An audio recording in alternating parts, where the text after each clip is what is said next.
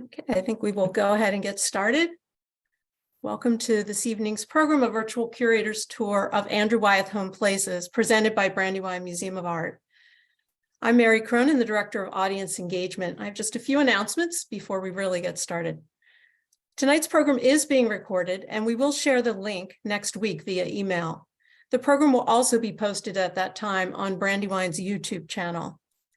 During the program tonight, you're welcome to add questions into the Q&A feature, and we will discuss these at the conclusion of the virtual tour. You're also welcome to add comments into the chat if they're not specifically questions. We have two upcoming programs that I want to let you know about that are part of the Wyeth Conversation series. On Tuesday, March 7th at 7 p.m., we'll welcome Dr. Joyce Hill Stoner, widely known for her work in the field of art conservation, and specifically known as a conservator for Andrew Wyeth's work. And on Tuesday, April 18th, we'll have a conversation with renowned art historian, Dr. John Wilmerding. Please check Brandywine's website in the coming weeks to register for these programs. Tonight, I'm pleased to welcome Dr. William L. Coleman. Will received his PhD from the University of California at Berkeley, and also studied at the University of Oxford, the Courtauld Institute of Art, and Haverford College. He most recently worked as Director of Collections and Exhibitions for the Olano Partnership, the artist Frederick Church's estate in Hudson, New York. And Will is currently the first Wyeth Foundation curator and director of the Andrew and Betsy Wyeth Study Center. He's also the curator of Andrew Wyeth Home Places, the exhibition which he will discuss this evening. And the exhibition will be on view through July 13th at the Brandywine Museum of Art in Chadds Ford, Pennsylvania. So I do encourage you to come see this amazing exhibition in person. And I will now turn this over to Will Coleman to get started. Thanks very much, Mary, and thank you all for spending your evening with us tonight. I hope you've got the beverage of your choice in hand for a walk around this exhibition that it has been such a pleasure to bring together with my new colleagues at the Brandywine Museum of Art. I started just back in October, and right out of the gate, there was a chance to dive into the remarkable holdings of the Andrew and Betsy Wyeth collection, some 7,000 objects divided between our Wyeth Study Centers in Pennsylvania and Maine, and to think about the many stories this incredible treasure trove contains. So I'll be sharing one of those stories tonight, but this is just the first of many such exhibitions in which we'll be doing thoughtful, rigorous work to come to grips with one of the most important creative legacies in American art. The big picture there is a new agreement between the Wyeth Foundation for American Art and the Brandywine Museum of Art. The exhibitions are the public face of that, but behind the scenes, my colleagues in the Wyeth Study Center and I are working on publishing the complete works of Andrew Wyeth, the catalog raisonné, digitizing this collection, outreach and advocacy, and making these materials available to researchers and Wyeth lovers worldwide. So we welcome you to join in our work. Stay tuned for those great programs that Mary mentioned. And we'll dive right in here tonight.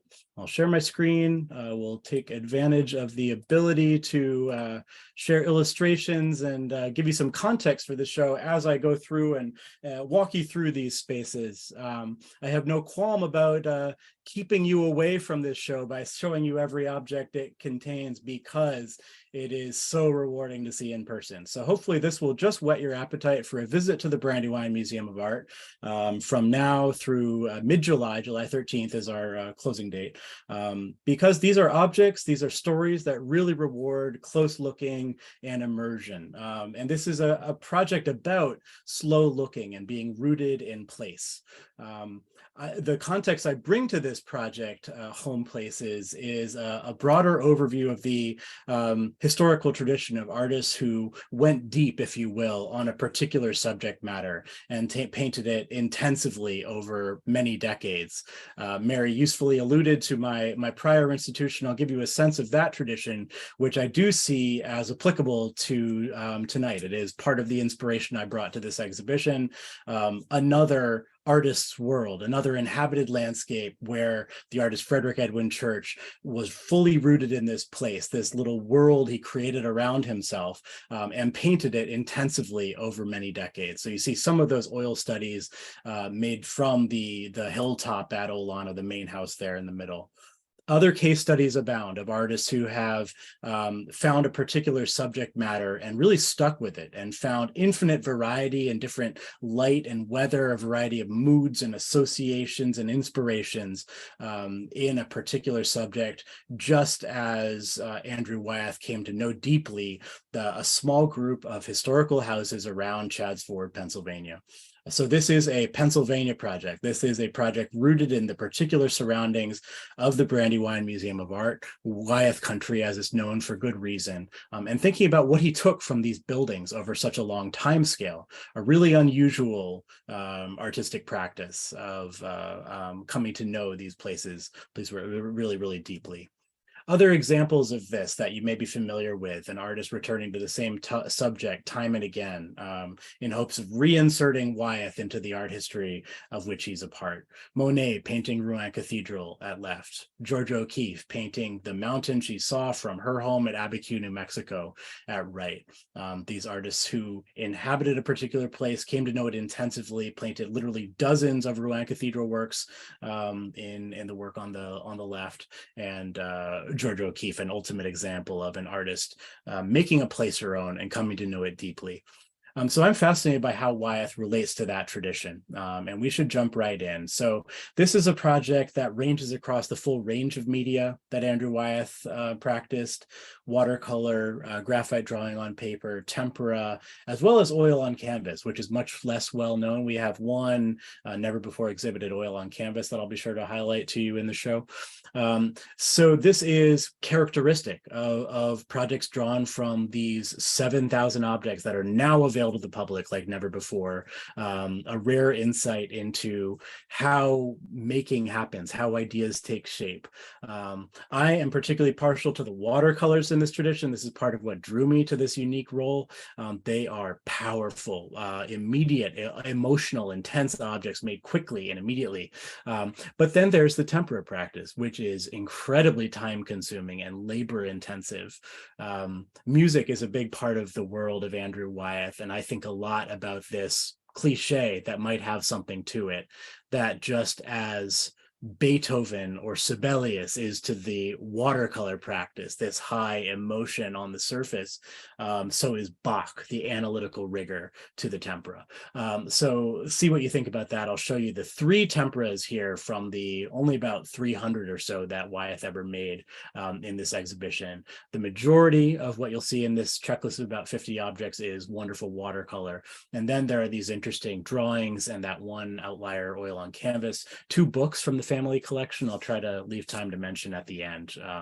The written word as another way of understanding the layers of history, emotion, and associations in this landscape.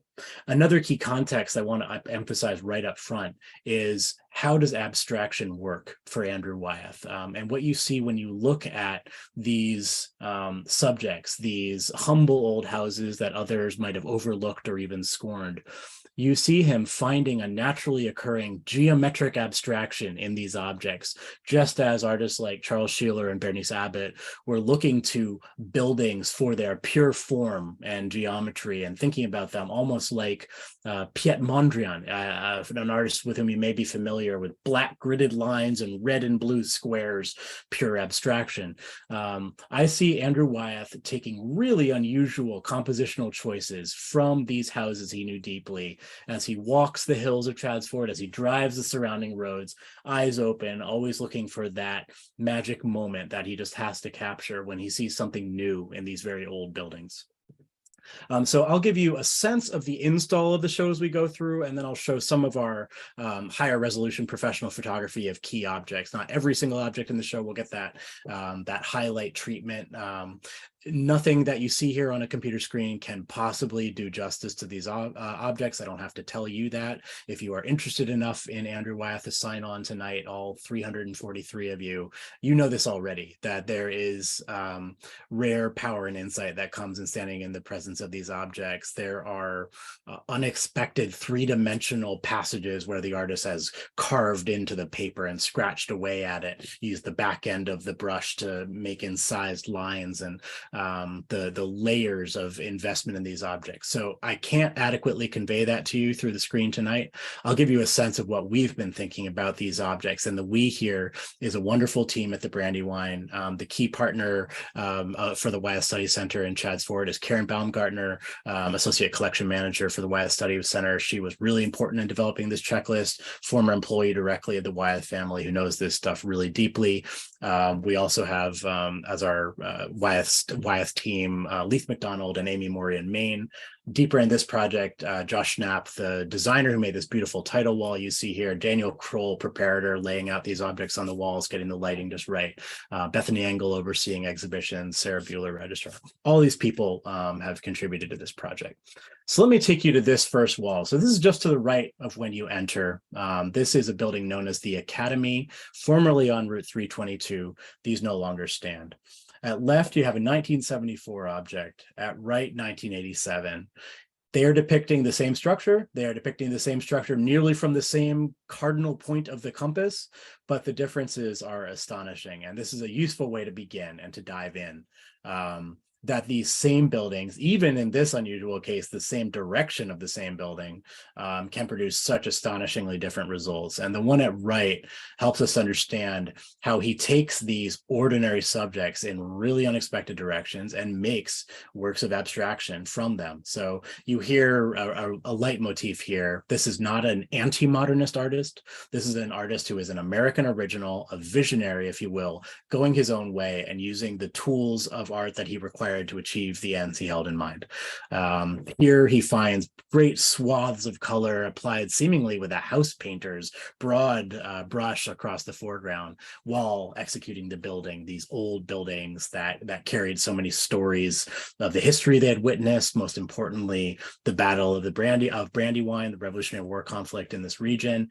All these layers are conveyed onto Andrew Wyeth's materials.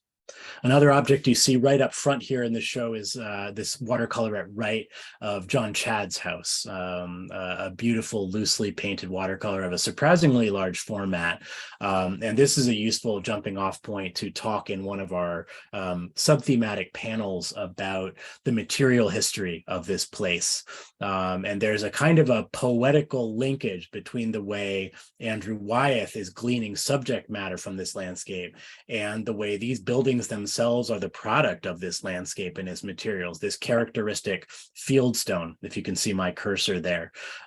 This is a familiar term to us in southeastern Pennsylvania. It may be known to you far and wide. What it literally means, I hope you understand, is stones found in the fields. These are not quarried blocks. These are that pesky pebble that your plow hits, a rough, uneven, irregular stone from which you might knock off a few corners, but this is not professionally quarried to fit in rigid rectilinear blocks. This is a vernacular people's building practice that we now find very charming, but this was a practical means to an end, a way of making a sturdy house that would stand the test of time. And that building method of the early Quaker settlers of this region is part of the reason why so many of these structures have stood the test of time. The vast majority of the houses in this show are of fieldstone or rubble construction rather than clapboard sawn lumber, which do not last in the same way. So we're drawing out that association. This is not a show about local history. We don't go deeply on who lived in these houses and how they were used. What interests me, and what I hope will be of interest to you, is how they were useful to Andrew Wyeth and how he reimagines them and he makes new creations from them. This is a fundamentally transformative process. He is making choices in these objects. He is not merely representing the outward appearances of ordinary things. Realism is a part of his method and his practice, but he is not limited to depicting exactly what stood before his eyes on that day. Choices are a core part of this, and through this remarkable collection, we can understand the choices he is making. So there's our subpanel on material history with a detail of another house there. And then we get to a vignette of 3 images of another house here, the Andrus house. And this is another chance to see some unexpected artistic methods here. I've highlighted some of the biases and inspirations, the messages we're trying to transmit here, the agendas that we can just lay out plainly before this valued audience of Wyeth fans far and wide. Clarifying how he relates to modern art is one of those. Another is raising up the work on paper.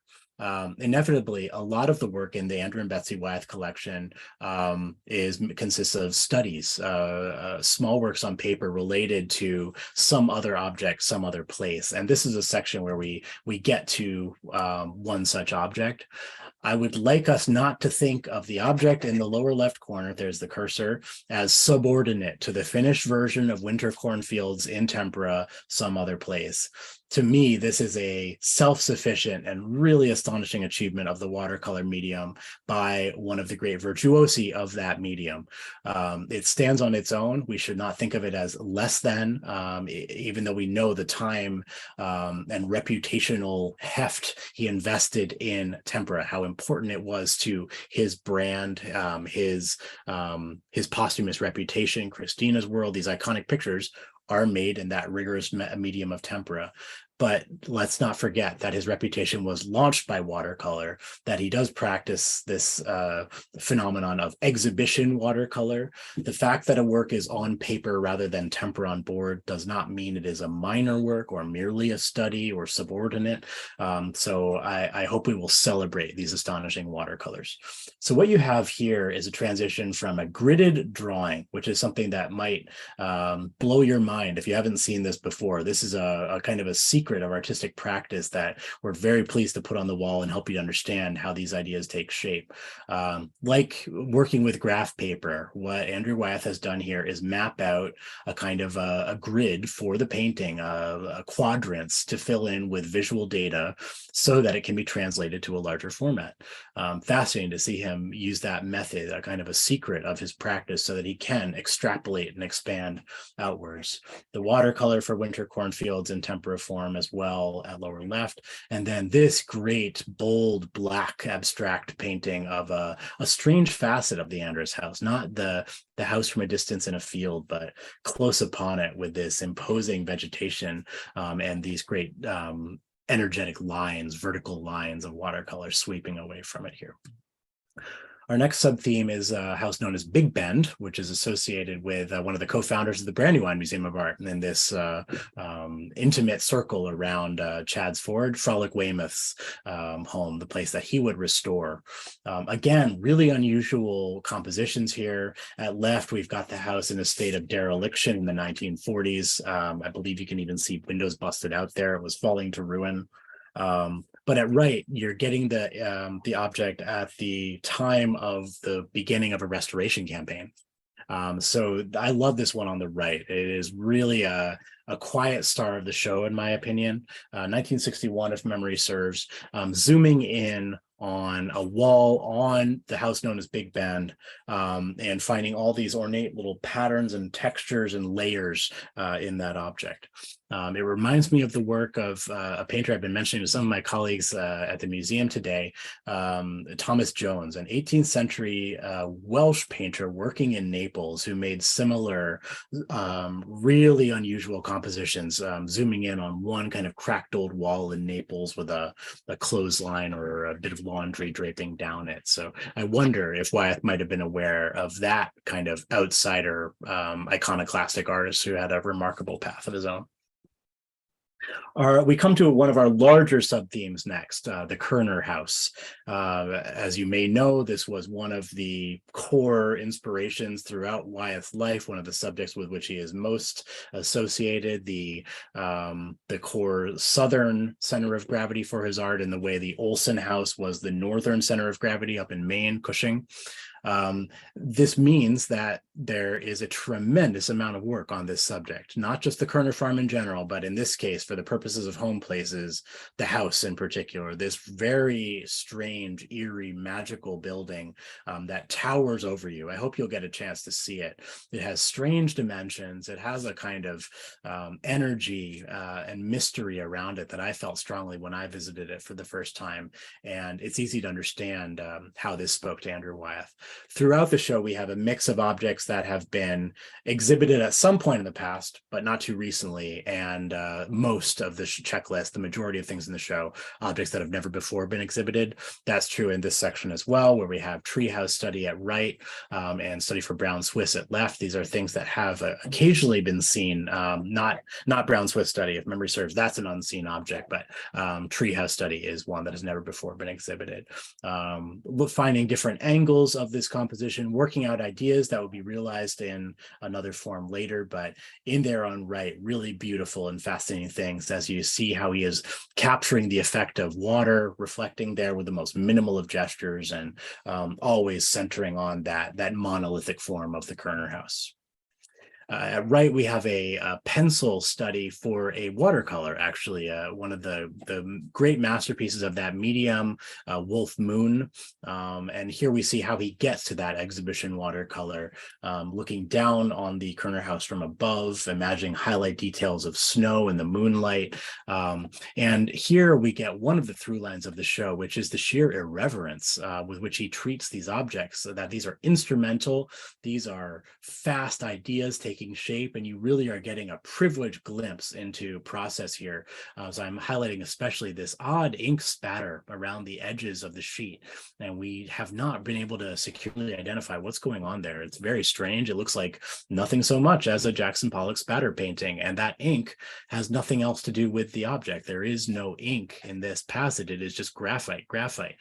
So for some reason, there is this strange splash of what seems to be India ink really evenly all the way around it. So my hunch is that it's not an accident. Maybe it's evoking snow, but one of the many mysteries of these objects. At left, another unseen abstraction of the Kerner house, zooming in on one wall in that Thomas Jonesian fashion. Really interesting thing with that peek through the house to the landscape beyond. And then these last two of the Kerner section.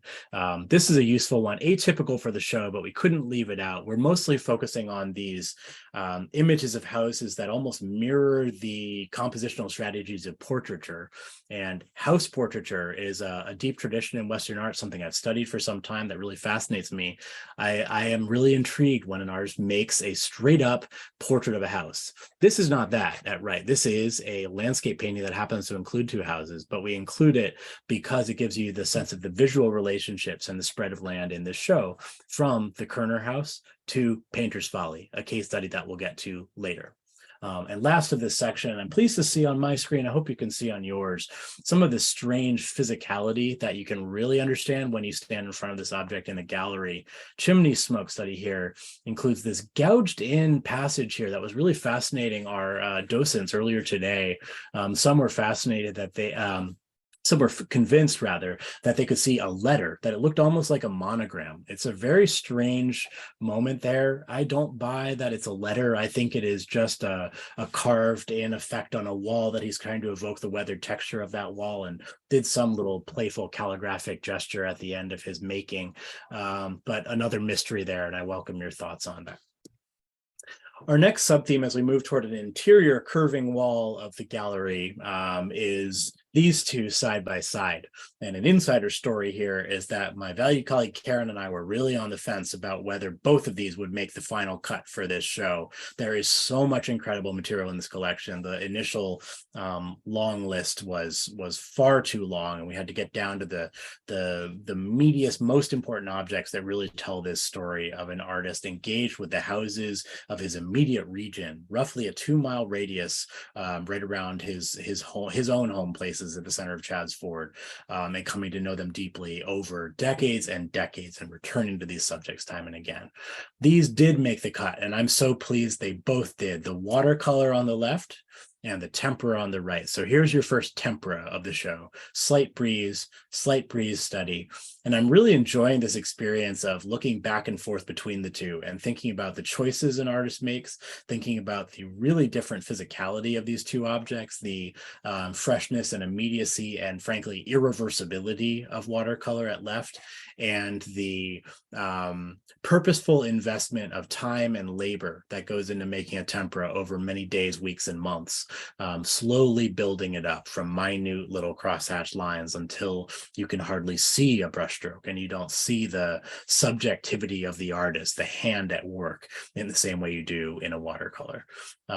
So we can each choose our favorite. As you look back and forth between these two, we can notice the choices, the changes between them. A clothesline is added here, a fence is subtracted there.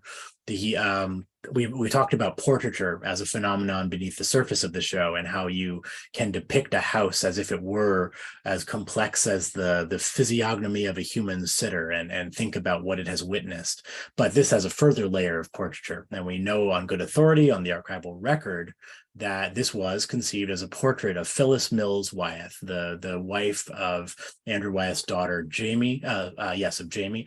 And Phyllis Wyeth was known for wearing a broad-brimmed hat, and this bell at the Woodward farmhouse reminded him of Phyllis. So the story goes, she recognized it immediately as a portrait of her and purchased this tempera as a result.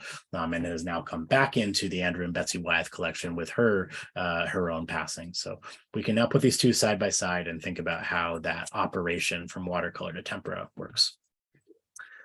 This is a really useful little one, a view of the Craig Farm on Route 202, and that is already the most explicit evidence of the selective process at work in making these objects we've seen so far. So Wyeth gives us this house that still stands. I saw it just the other day. You can see it on 202 coming down toward your right turn onto Route 1 to get to the Brandywine, floating on a sea of green as if it is an isolated oasis. But there is a major highway right here in the foreground. And he has chosen to excise that and elide that, and to give us a visionary image of a house outside of time, a historical building that has seen great change in this region, sort of restored to its originary settler context of the 18th century in this case. And of course, you can't overlook the tools that he's using here, these great sweeping, confident applications of color. This is a very late work for Andrew Wyeth, 2003, if memory serves. At right, a very early watercolor, and this was from a group of watercolors that were created, and as in my understanding, this one was sent to New York in time for the first exhibition that launches his reputation at the Macbeth Gallery, which famously sold out. So the story seems to be that this one did not make it onto the wall, but it was right around that same period when watercolor, not tempera, not oil, not drawing, launches Andrew Wyeth's reputation. So we get a sense of a confident young artist. You can maybe even see on your screen here a very confident autograph prominently on the white of the paper there. Even at this scale, I hope you get a sense of the rich rewards of standing in the gallery in front of objects like this one, a very large scale, imposing watercolor, very freely and confidently painted, the white of the paper showing through as snow, an object made kind of in reverse, as you may know. You need to leave those white highlight details from the very beginning of the object, but I'm especially drawn to these great sweeping gestural moments where the brush kind of breaks apart and judders across the grain of the paper there. It's really beautiful. So you'll have to see that for yourself. Now we get into the Brinton's Mill section, and this is our largest single case study of the show.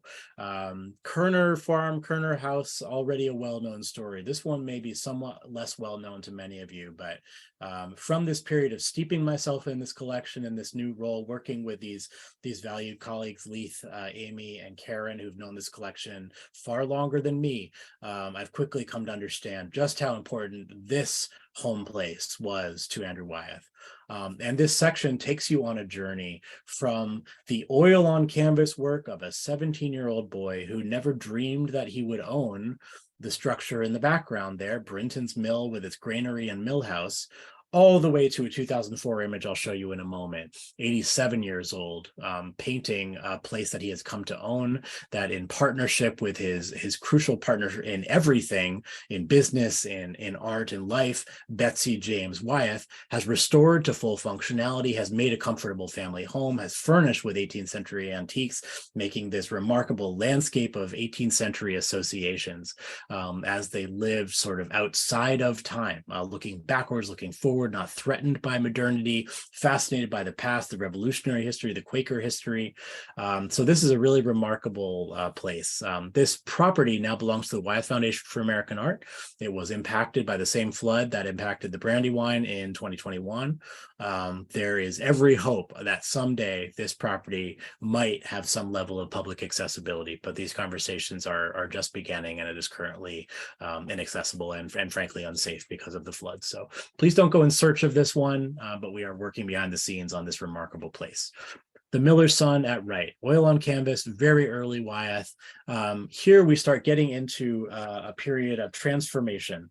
I believe this is 1959 here, a drawing, and this would be right around the period when Betsy steps to the fore. And so the story goes, quite literally stumbled on a sign that saying that the work was for sale, saying that the Brinton's Mill was for sale, saw that it became theirs, and then fully restored it, including this fascinating choice to not just prettify it and make it look nice from the outside, but actually to restore the mill itself, the turning water wheel, the grinding apparatus to full functionality, which is a sign of her kind of devotion to historic stewardship, a little trace of a much larger story that we'll tell in future projects about Betsy James Wyeth as a creative force in her own right, as a collector of buildings and as a maker of designed landscapes, including some on a monumental scale up in Maine that really make her deserving of the title land artist. So more to come on that. You see Betsy looking up at the mill house in 747, this slippage of past and presence, this kind of wry interest of the ways in which modernity intersects with this beloved past. You can just make out, hopefully on your screens, the contrail of a jumbo jet, a 747 flying overhead, and Betsy looking up and beyond this kind of landscape out of time, a beautiful thing. And there's our second temper of the show in a beautiful shadow box frame that has been inspiring a fair number of questions in our initial days of being open to the public, a choice of the family that I understand gives these objects a really nice presence on the wall, giving the tempera the importance that it certainly deserves. We move along with this continuous back wall of the exhibition gallery through more of these images of facets of Brinton's Mill. I've been thinking about the way a kaleidoscope gives you many different little lenses and gives you different little facets of a building. And I see his eyes working similarly on this one. The top of the roof with swifts flying overhead, a little still life of leaves and twigs in the foreground by the mill race, that little canal that carries water to the water wheel from the main course of the Brandywine. And then this detail of icicle shadows on wall with these characteristic millstones that are very familiar to us at the Brandywine, our logo, after all, the millstone. And then continuing along to the corner here, we finished the Brinton's Mill section. This is a really beautiful one. I believe I have a detail of it in our next slide, so I won't say too much of it yet. Floodplain study and flooding is, of course, a constant in this world that was much on our minds. Blizzard study and then Noah's Ark study, all beautiful works in watercolor, some of them never before shown, like these. Battleground study at right, Noah's Ark study at left. 2004, the very end of his life. Battleground study, 1981, a classic example of that, working backwards to leave all the white you would need in an object. I've been thinking today about the model of a grandmaster of chess who was able to see all the way to the end of the game how the moves will play out. And similarly, Andrew Wyeth's mind in this virtuosic practice of watercolor is working backwards from blank sheet of paper, thinking about everywhere that white highlight will be, those those sweeping curves of cart tracks, those snow details closer to the building's compound. It's a glorious thing. I can't believe it's never been on view before. What a treat to be able to share that with our visitors for the first time. And then the work of a very old man, still at the height of his powers, still doing incredibly powerful work in Noah's Ark study. Again, as Karen reminded me earlier today, an allusion to the frequent flooding of this place. The mill building like an ark above flood debris, the leavings of one of these frequent floods with the nearby Brandywine. Coming to the interior walls here, we have two little outlier objects that fascinate me, not houses that inspired a deep well of return as far as I can understand, the Hatton House and the Eli Harvey House, but these compositions that strike me as figural, as akin to portraiture, where he hones in on a wall, on a chimney, and gives you this kind of celebration of the texture of the built environment, the stucco over fieldstone, the characteristic building practice of this region, the ivy that gives us this air of antiquity, and we have archival data to support his knowledge of the onward march of time, his sensitivity to the fact that these houses were not guaranteed to survive forever.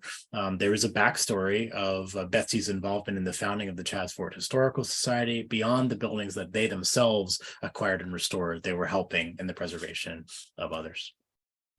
These are a side-by-side dialogue on an interior wall in the gallery, both of the Wiley house, and we get another of these fascinating, playful, frankly, moments of the intrusions of modernity, like 747 with the jumbo jet over the old building. Here we have a hot air balloon with the branding for the soda 7-Up on the side of it, giving us the work titled 7-Up, first version, over the 18th century vernacular buildings of the Wiley house, a mix of clapboard and fieldstone.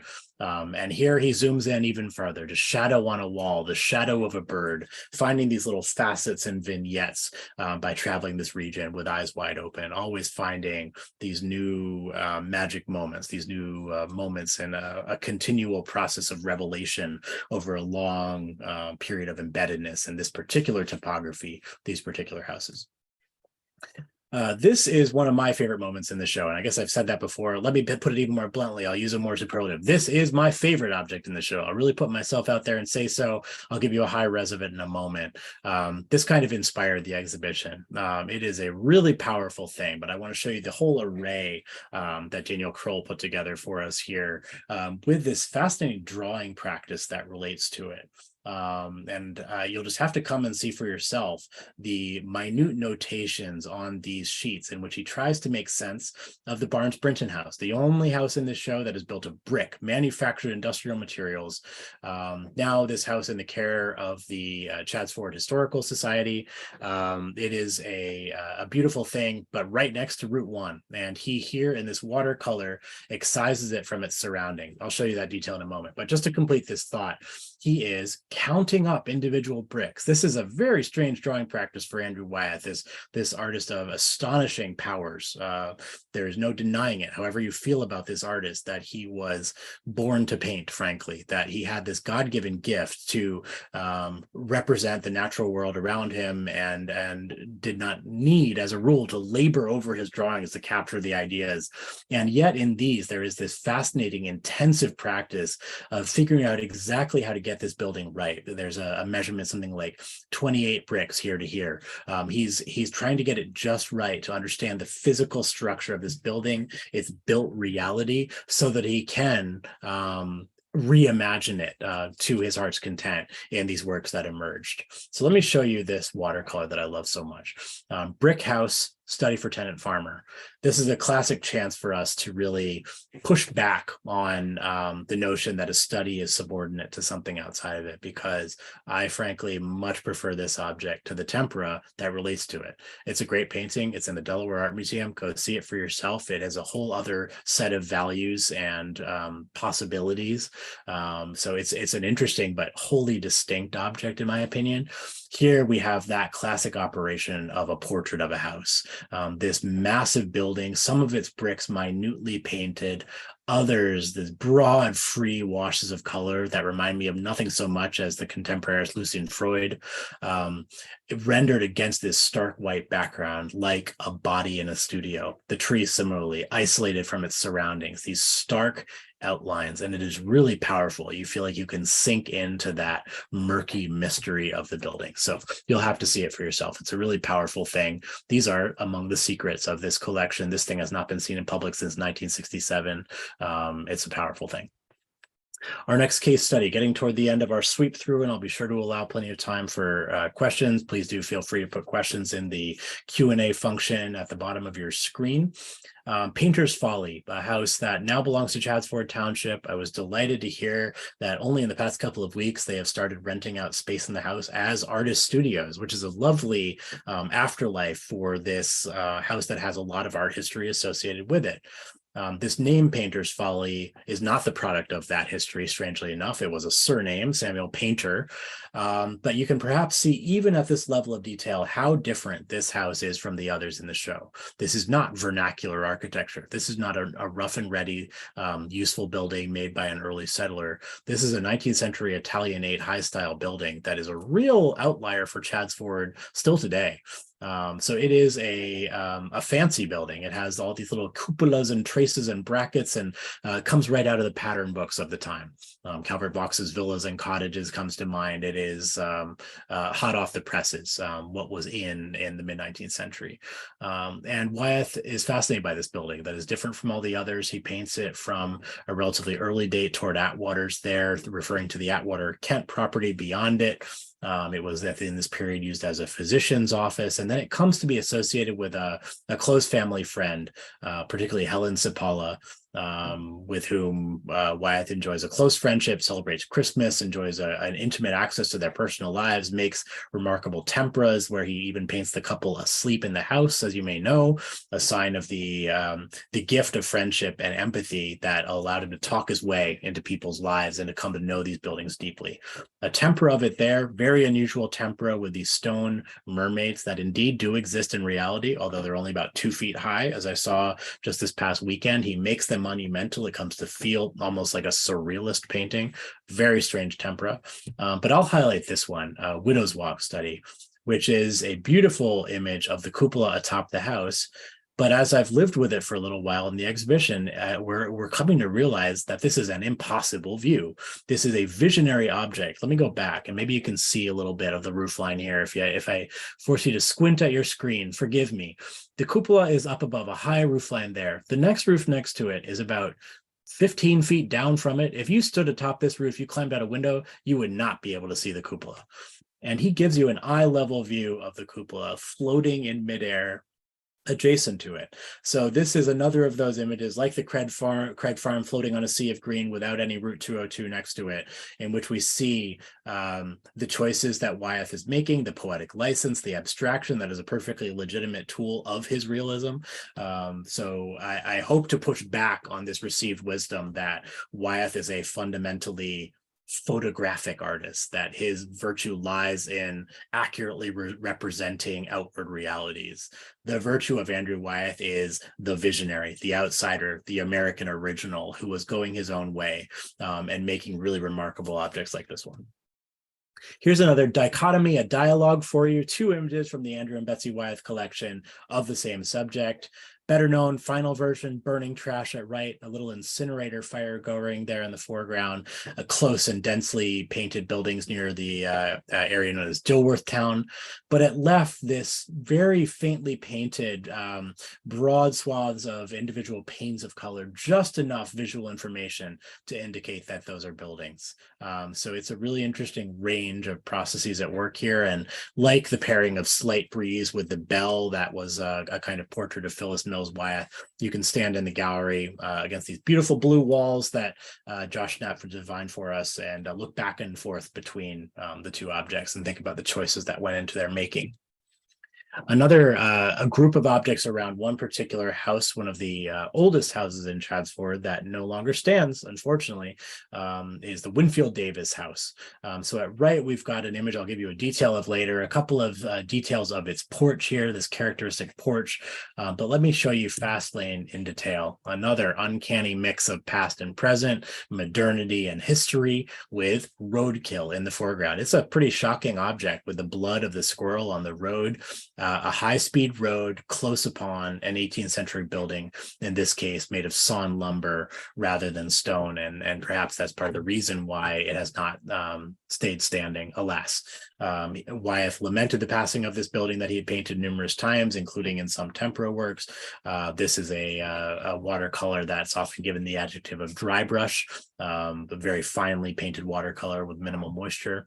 But he does make a later dry brush watercolor of this object called Demolished, this lamenting the loss of this house that he'd come to know over many years, a house long associated with members of Chadsford's once thriving and vibrant African-American community. Another final dialogue on a wall here. This is a drifting study, kind of a inanimate portrait of one of his regular models, Jimmy Lynch, through his motorcycle and rocking chair. Another great porch there, so you can see why we lined up the flow of the gallery that way. And then these two at right are images of Dr. Margaret Handy's house. Let me give you a detail of the lower one. This is a fascinating image made, as far as I can tell, from the window of the Andrew Wyeth studio, now belonging to the Brandywine, which you can tour. And I imagine an invalid looking out at this closest subject just uphill from him, the house of a close family friend, the person who delivered both Nikki and Jamie Wyeth. And this is a period when Andrew himself was in need of medical attention, recovering from surgery. So looking out that window, you get a sense of the window frame there at this venerable old building just up the hill. Now, our final moment here, getting to our end, please get your questions in the Q&A, and I'll unshare my screen soon. But I wanted to show you our final wall. There is a little holder where you can take one of our pamphlets, which are free for visitors to the Brandywine, with a short essay from yours truly and some illustrations of works in the show. We also give as a final point of interpretation this panel called Betsy's Buildings, which highlights this story I've been raising, especially in the Brinton's Mill section, of Betsy James Wyeth's under-recognized role in Andrew Wyeth's career in a variety of ways. Certainly business manager, the titler of his paintings, a really savvy advocate for this artistic legacy, and no small part of the reason why he is so famous and so well loved today, but so much more. Also a kind of scholar of American history and American antiques, decorative arts in particular, and a landscape designer, a creative force who was making remarkable places. So there are a couple of beautiful images of the landscapes on a massive scale that she shaped over many, many years in Maine, and we will hope to tell the story of that creative practice in a future project. Not least our single case in the gallery here, with two books from the family library, books that will be coming into the campus of the Brandywine before long, our new Wyeth Study Center space that will soon be under construction, where researchers will be able to understand better what the Wyeths were reading and learning from, and how they took inspiration from this fascinating library, rich with inscriptions and drawings from Andrew Wyeth. It's a really incredible treasure trove. At right, you have a letter from Andrew Wyeth to Nikki, his son, in which he's included drawings of Tom Clark's house, one of these houses that we feature on our map in the show, showing the fairly tight dispersal of these buildings. And you see him also working out other ideas that would manifest in some iconic finished works like That Gentleman, I believe, in the Dallas Museum of Art. You see him in this letter steeped in the houses of this place, and then taking further inspiration from these home places. At left, a fascinating cut sheet torn from a spiral bound sketch pad, and then this fascinating bite taken out of the side of it, the irreverence with which he treated his own work on paper, rendering very quickly and energetically and powerfully John Chad's house, one of those early case studies we saw at the beginning of the show. And there our journey ends. So I'd be very glad to take any questions you might have. I see a bunch have popped up in the Q&A. I hope that you'll come and see this exhibition for yourself, but it's been a real pleasure getting to know these objects, and look forward to sharing them with you in person if you come our way. So let's see, I'm going to turn to our Q&A.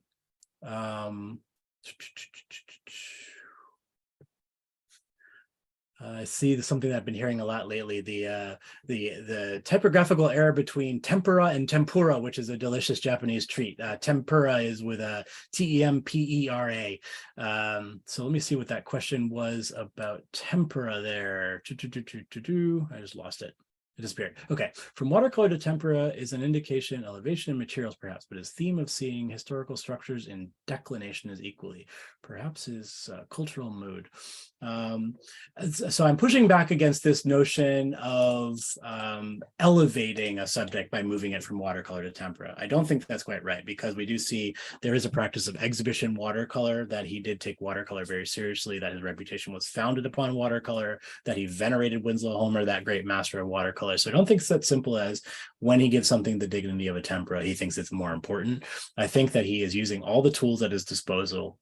And when he wanted a mirror-like surface, that really refined finish, tempera is the way to go. The location of Slight Breeze is known as the Woodward Farmhouse. Many of these are still in private hands, so we have to be a little bit coy about their precise locations, but happily, there are a good chunk of houses in the show that are able to be visited, sometimes by prior arrangement, but let's see if I can rattle off that list. The Kerner House, of course, in the care of the Brandywine, Barnes Brinton House, Chadsford Historical, John Chadd's House, Chadsford Historical, Painter's Folly, Chadsford Township. And if any others strike me, I will mention it. There has been a fair bit of interest in his watercolor paper. I regret that I am not recalling the brand name of his beloved watercolor paper, on which the artist James Prosek just made a new commissioned work that has been added to the collection of the Brandywine Museum.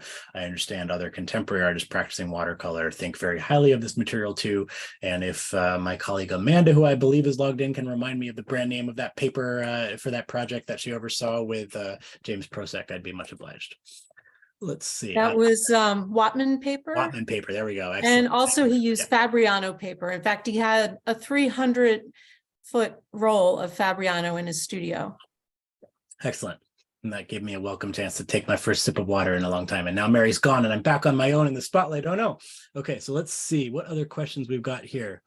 I wonder if Mr. Coleman would consider joining Pittsburgh. I'd be delighted if we can make schedules align. Thanks very much. The insides of some of the houses. So we made a conscious choice, and let me credit that questioner, Stephen Whitney. Thank you for that interesting idea. We made a conscious choice to give ourselves some limits in the show. Among those limits were only Andrew and Betsy Wyeth collection. That's the start. There are incredible loans out there that we could have brought in, but we chose to really celebrate this collection for the first time. Another limitation we gave ourselves was only exteriors, thinking about the portrait of a house in its landscape as a fascinating method in Wyeth's work. There have been some exhibitions that have thought about the interior in Wyeth. I believe the title was Looking In, Looking Out at the National Gallery is the most prominent of those. So there's a reason why we didn't feel we needed to go that direction. But you're quite right to say, as we know in the case of Painter's Folly, as we know in the place of the Kerner House, these are very permeable walls of mortar for the likes of Andrew Wyeth. He has gained the trust of the inhabitants of these houses in many cases. He is able to go in and out and come to know the operations at the heart of them, their smells and sounds, and that manifests in an entirely different body of work that is a subject for another day. Let's see. Does Wyeth paint window pane separations as a negative approach? I don't know what you mean by that. A negative can mean the opposite of a positive in the sense of a photographic image. Negative can also mean pejorative or worse than. The window pane separation matter of the Dr. Margaret Hardy house, Handy, sorry, is I think rather a product of its making, that this was an unusual object made from interior of a house when he was not in great health. So I don't think of that as negative or separating him from the objects, but I'm not sure I fully understood that one. Yes, here's a fun one. I just got a fresh answer to this from Jamie Wyeth himself. John Eric Snyder writes, while working in the studio, did Andrew Wyeth prefer to paint quiet, or did he prefer listening to music while he painted? If so, what were his musical preferences? This is a deep interest of mine. This is a subject for a future exhibition. In a previous life, I was a student of musicology, and I'm really intrigued to learn that Andrew and I had a fondness for the same composer, Jean Sibelius. So Sibelius was one of the main composers he had playing fairly constantly, to the frustration frustration of young Jamie painting on the other side of the room. Jamie tells us this story that Sibelius, Beethoven, Bach were going nearly continuously. There is also a story of his great love for certain cinema, that he would have film playing just kind of in the background, but he was certainly a music lover, and it's fascinating to dig into that and to think about what he was taking from the music he listened to. Then we also have to mention that his sister Anne was a composer, composed work about Andrew Wyeth paintings. So there's a whole well to go down there, a lot to learn. Let us see. Andrew Wyeth's dry brush technique. So this is something that's of great interest in Wyeth world. Betsy felt that it was kind of a medium in its own right, in my understanding, and it has been common for our labels to just sort of say dry brush on paper. I'm kind of pushing back on that. Dry brush is a fascinating technique, but we're calling these things dry brush watercolors. It's a modification of watercolor. You're squeezing out a little more moisture. You're getting finer application of this pigment. But it is certainly a fascinating case study in this artist's branding that dry brush was used as one of his claims on a competitive art market's attentions. This was something that was certainly used in explaining his work to outsiders, that he was making an unusually meticulous form of watercolor at some times in his career, in addition to the Homerian, very free early watercolors that made his reputation. So yes, there is a fascinating digital humanities enterprise in which one can do a search for the historic incidence of a term. Google Ngram, I believe it's called. I have done this for the word dry brush, and it is fascinating to see how it correlates with the lifespan of Andrew Wyeth. It is not literally used for the first time when he makes one for the first time, but you do see little dribs and drabs of mention of dry brush, and then Andrew Wyeth coming into his maturity, global usage of the word dry brush spikes upward. So there is a strong association there. It is an unusual mode of watercolor practice. I'm getting some very detailed questions about technique, and I'm not the guy for that. I'm an art historian with a global perspective on the work of Andrew Wyeth. I do not believe I've heard a reference to resist in his practice, but others who teach workshops on Wyeth, folks like our friend Carl Kerner, who teaches workshops at the Kerner farm that he and his family donated to the Brandywine, might be able to speak to that in greater detail. What interests me more is how he is reimagining these structures rather than the modes of application. Let's see. Might not be able to get to all of these. Let me see. I'll try to go to the ones that came in first. Some just kind of comments here. I answered the dry brush one. Yeah, the scale. Jean Beretta writes about the scale of Wyeth watercolor, and this has been a pleasant surprise to me. Trying to get an exhibition up on the wall pretty quickly after my start at the Brandywine, I saw that the collection in our care is predominantly work on paper. What that means in other collections and other artistic legacies is tiny little daubs that don't mean much of anything. But work on paper in Wyeth world means some really impressively scaled sheets. So I've been trying to understand the physical operation of that. These are not things that would be easy to paint on your lap on a small portable easel. They're sometimes 2 and 3 feet wide sheets of fine paper, about which we've heard more recently. I've been intrigued to learn the extent to which his car was a part of this process. I'm telling everyone who will listen about this, I'm totally fascinated. I think it might be a topic for a future exhibition, the vehicular practice of Andrew Wyeth. I'm slightly joking, but not completely, because some of these farther flung subjects, like the Academy on Route 322, have to have been accessed by car. And we do have some archival evidence that he was painting quite literally on the dash of a Chevrolet Suburban. So that's a kind of a portable easel right there. So we'll have to dig into that more and think about how that works. Let's see. Michael Ciocchia, I believe it will be in the Italian pronunciation, says, can you say more about Wyeth's choices to take away or to excise? I'm glad you asked that question. That's something we've been thinking a fair bit about. I think it is useful to be reminded, in case any of us needed reminding, that Wyeth is not a photographer. He's not a replicator. He's not a machine. He is a skilled realist. He can paint things minutely if he chooses to do so. There is no denying his technical facility, but he is a poet in paint who is making choices and coming to some really original solutions and inspirations in the act of making. So I don't see him as opposed to the mere existence of Route 202 on the doorstep of a house like that one. I think he is just genuinely fascinated and drinking in this inspiring landscape where past and present meet. As an inhabitant of that place, as a modern artist working in a place with really deep reservoirs of history that feels very close to the surface, as somebody who from his own childhood had been playing with toy soldiers in Revolutionary War uniforms and was really fascinated with that layer of history. He read the past through the present and made some really interesting choices about when to celebrate that present and when to imagine an unmoderated, unmediated past. Let's see, getting to the end of our time. It's just about 8, so let me see if I can get a few more.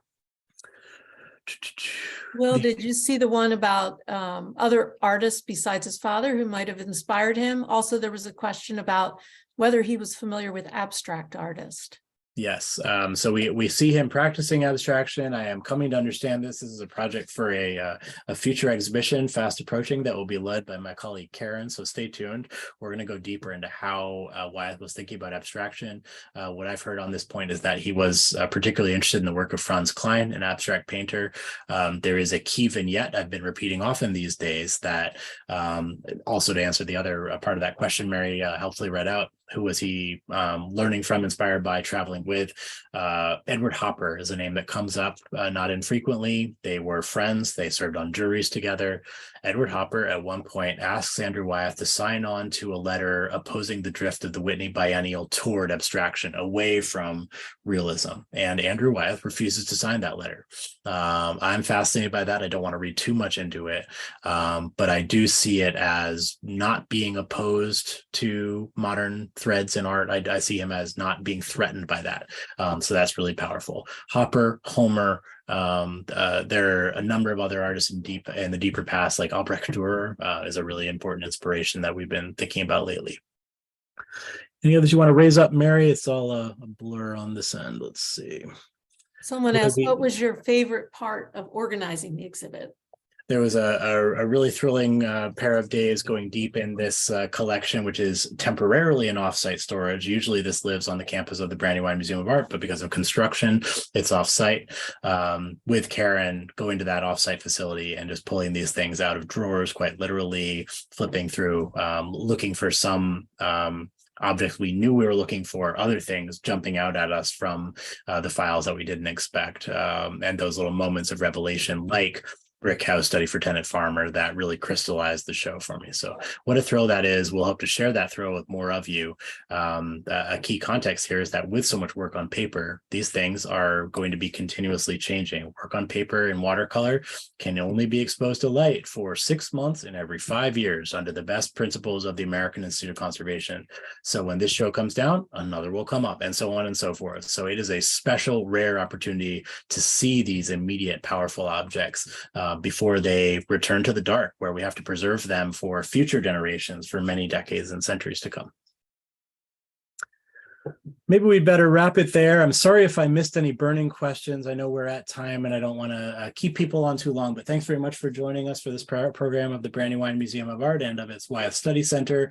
I hope you'll tune back in exactly 1 month's time on March 7th for my conversation with Joyce Hill Stoner, a fascinating art conservator who had a close journey with Andrew Wyeth, working literally side by side with him and understanding some of these technical questions that came up tonight better than any other person on the planet. So that should be a good one. Thanks very much.